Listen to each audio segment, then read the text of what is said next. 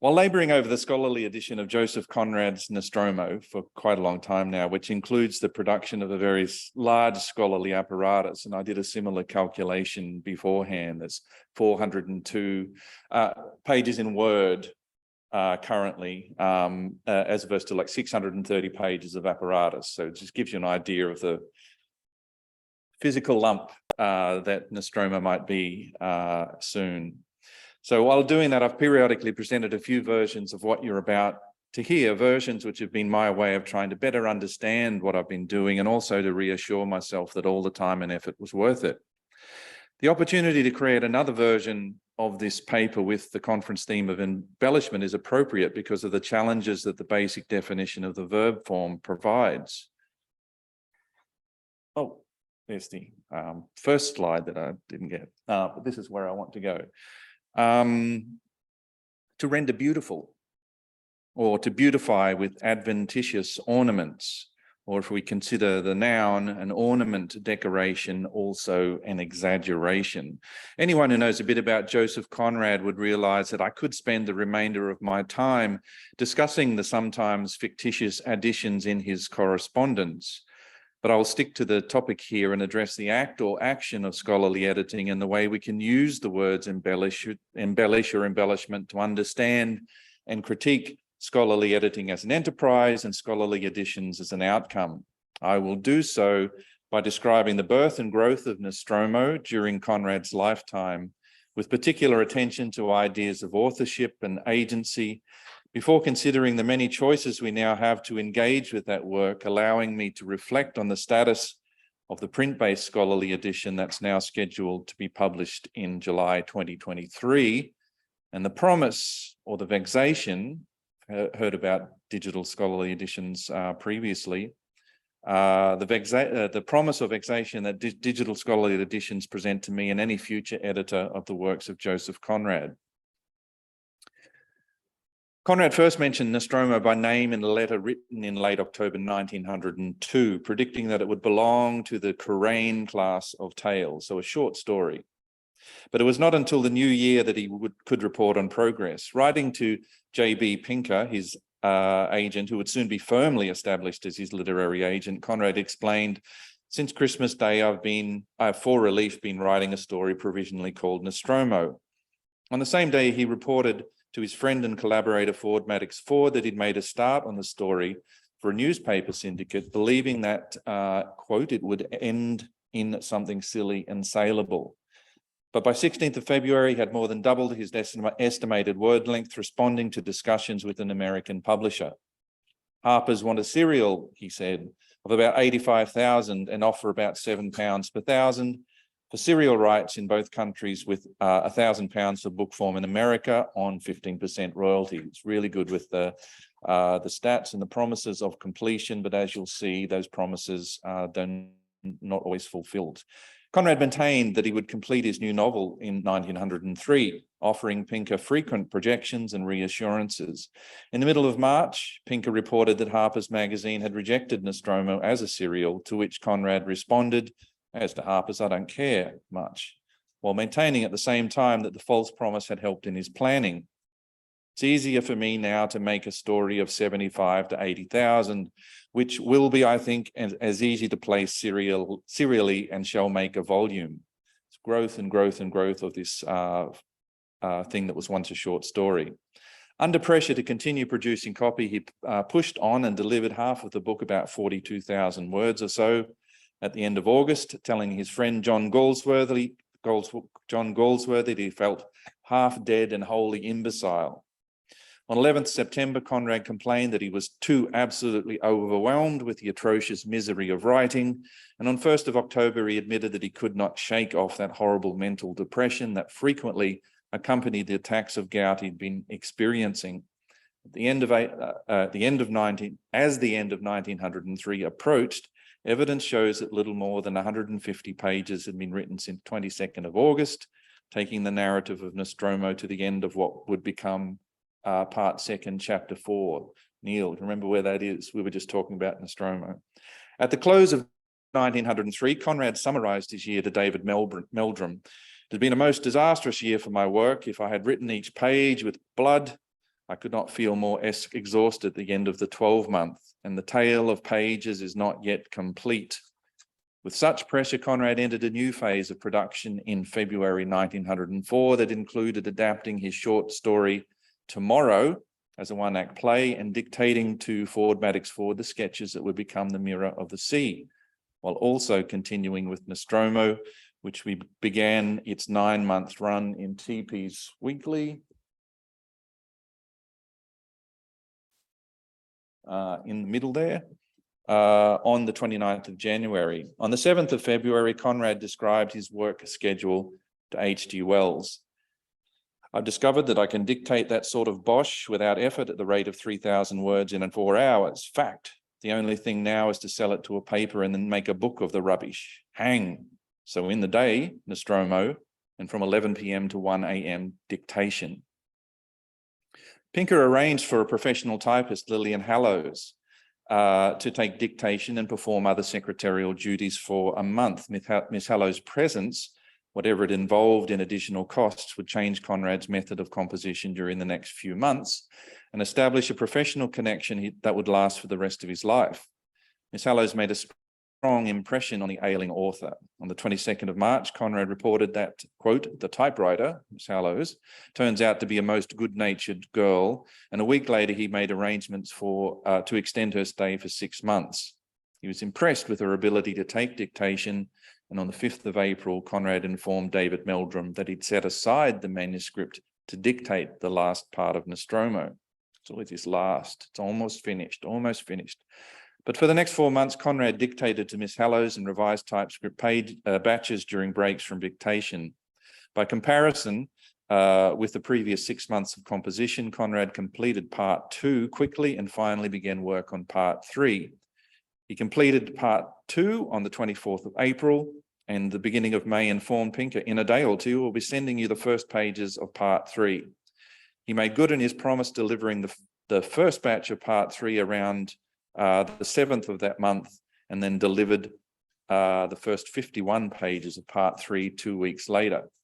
So since December 1903, Conrad had written or dictated more than 30,000 words, most of those in the 2 months since Miss Hallows arrived in March. During July, when introducing Nostromo back into the narrative in what would become part 3, chapter 8, he ceased dictation and began to write again in hand.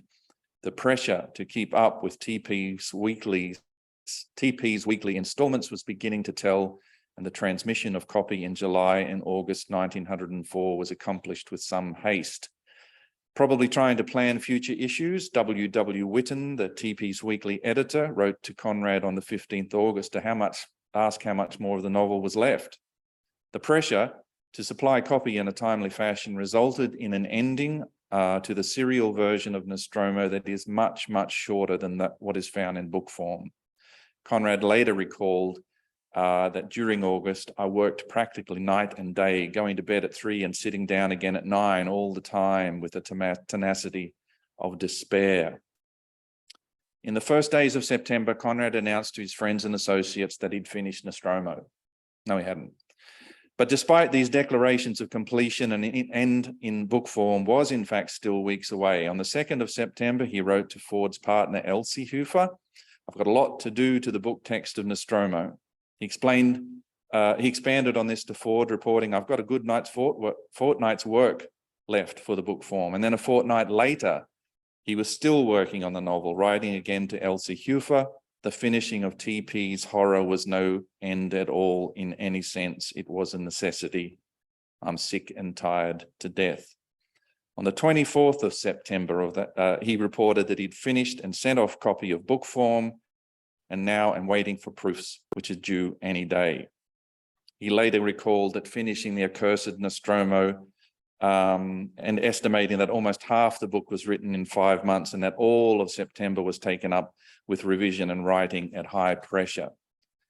Completing part 2 in late April, Conrad had dictated and wrote the final 65,000 words published by TP's Weekly in around 5 months, including the truncated ending. He then expanded in book proofs, adding more than 10,000 words in just a few weeks.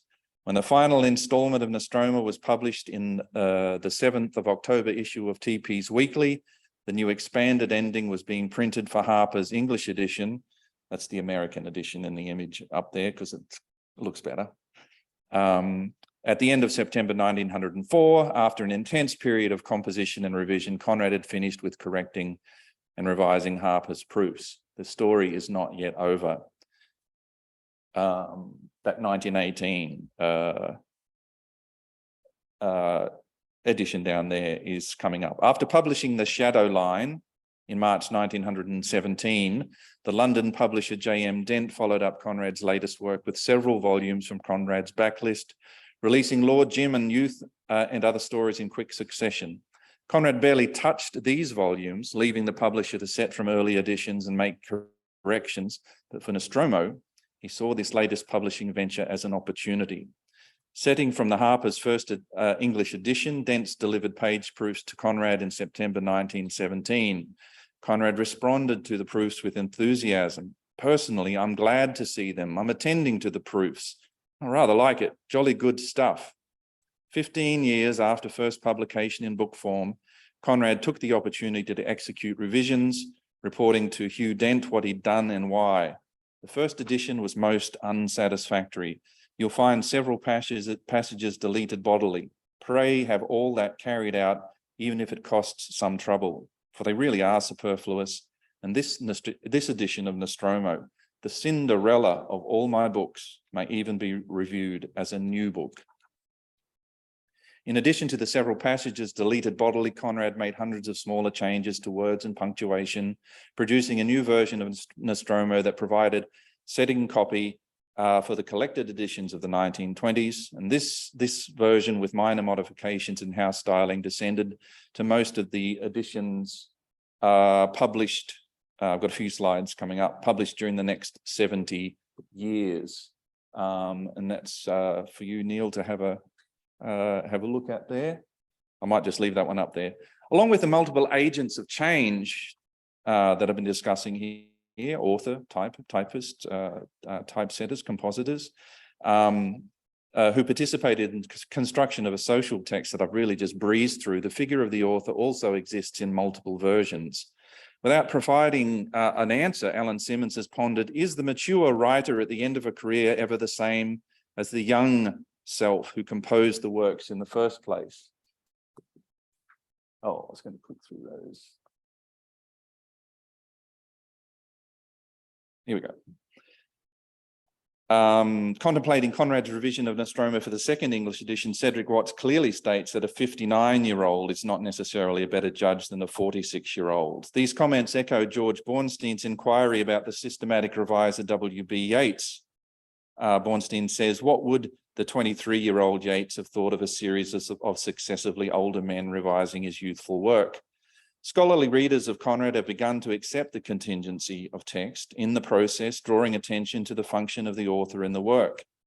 Could it be what we call Conrad is not fixed but fluid, Alan Simmons writes, always in the process of becoming, one possibility among others depending on which textual state we're reading. Or as David Greetham once pointed out, authorial improvement and a definable aesthetic teleology cannot be tacitly assumed. And so we have to reconstruct the authorial persona and intention at various stages in the development, and to imagine the reflexive judgment of his intention on the changes made, and not simply along a linear historical path whereby later is better. These revisions, executed 13 years after the publications of Harper's first edition in 1904, draw attention to the contingency of text within the life of a literary work, as well as authorship and agency. Stable for 13 years, the text of Nostromo evolved under the influence of market forces and authorial temperament. In scrutinizing the multiple versions of the author, I'm following J. Stephen Murphy's work on Henry James. Like Henry James, Conrad's acts of revision speak and continue to speak to different, even competing concepts of the author, of the text, and of their relation to history. In doing so, this paper opens a conceptual space into which the forthcoming Cambridge edition of Nostromo, another version, might be usefully positioned. The practical and conceptual consequences of the choices one might take in editing Conrad are presented in a recent dialogue between Cedric Watts and one Paul Eggett in the pages of Essays and Criticism, the latter responding to the former's critique of the editorial rationale and practice of the Cambridge edition of the Works of Joseph Conrad. Watts objects to an editorial rationale. Yikes, is that five? Does that say 5? Okay, good. Watts, got to get this in, Paul. Watts objects to an editorial rationale in which the text found in manuscripts and typescripts are attributed greater authority than the text found in the published texts, the now classic choice between an authorial text and a social text. Such an editorial rationale, which results in much lighter punctuation and a text in which idiosyncratic sentence structures and expression are retained, is unacceptable to Watts, who writes, "The result is that Conrad's prose becomes weakened and sometimes even uncouth, impoverished and occasionally ungrammatical. Watts prefers the text to be found in the later collected editions, frequently citing from the 1940s Dent edition and stating that his criteria for text selection is to ensure logical clarity and rhetorical effectiveness." Eggett sees through the loose formations of Watts' argument, drawing attention to the lack of bibliographical and historical rigor and an uncritical reliance on aesthetics. Eggett writes, "We are supposed to believe that Watts's aesthetic criteria are somehow self-generated, unagented out of history, and also that they justify his crisscrossing Conrad's oeuvre from early to late, applying the same criteria as he goes, as if the chronology of a writing career is beside the point."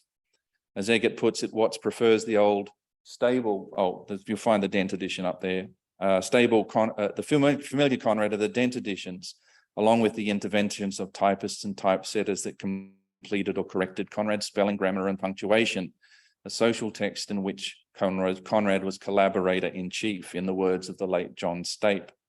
The work of the Cambridge editors, however, produced a new Conrad, more closely aligned to what he actually wrote, an author entitled to his own rhythms, who continually took risks in his sentence weavings and unweavings, and who placed his never perfectly mastered idiomatic English under constant pressure in creative ways that changed over time. Scholarly editors, Paul has written, find themselves in the position of mediators between the text of the original documents and the perceived needs of readership and of the present and the future. The aim of this paper is to hold on to this state of perpetual process that Symonds sees in his Conradian texts, and to argue along with Yeats scholar David Haldeman that ultimately each reader needs to be his or own textual critic, especially if there is a scholarly edition at hand to provide as a guide or a provocation. The scholarly edition in question today follows the long-standing procedures of the Cambridge edition of the Works of Joseph Conrad, to critically establish a text that best represents the version Conrad expected to be published in 1904. This has been achieved through a case-by-case scrutiny of textual variation across, I've got 2 minutes, so I'll scoot on here. We might say, at least for today, that the critical text is embellished by the textual apparatus, that 604 pages in Word that I've created to accompany that. And to get to the idea of paratext that informs this paper, I take the quote from Gerard Genet to explain how that fits. More than a boundary or a sealed border, the paratext, in this case, the textual apparatus and everything else, as Mary Jane has already said, is a threshold, a vestibule that offers the world at large the possibility of either stepping inside or turning back, constituting a zone between a text and an off-text, a zone not only of transition, but also of transaction, amongst which we have all of those competing voices, a privileged place of pragmatics and a strategy of an influence on the public, an influence that, whether well or poorly understood and achieved, is at the service of a better reception for the text and a more pertinent reading of it. And I'm going to skip right to the end now to each cross-reference in that textual apparatus signifies not only a moment in Conrad's life and the coming to be of a word or a sentence, but also the production of a paratext for this particular scholarly editing project, around which the voices of editorial disagreement, such as Cedric Watts and Paul Eggett, vibrate in their call for change in one way or another. While a digital scholarly edition, open and open-ended, might provide opportunities for this disagreement to be manifested in new contestable versions on a more regular basis, the print-based scholarly edition and its embellishments can provoke productive thought if they are read not only in terms of literary criticism and textual scholarship, but also as book history. Another job for the future, even if I have to do that myself. Thank you.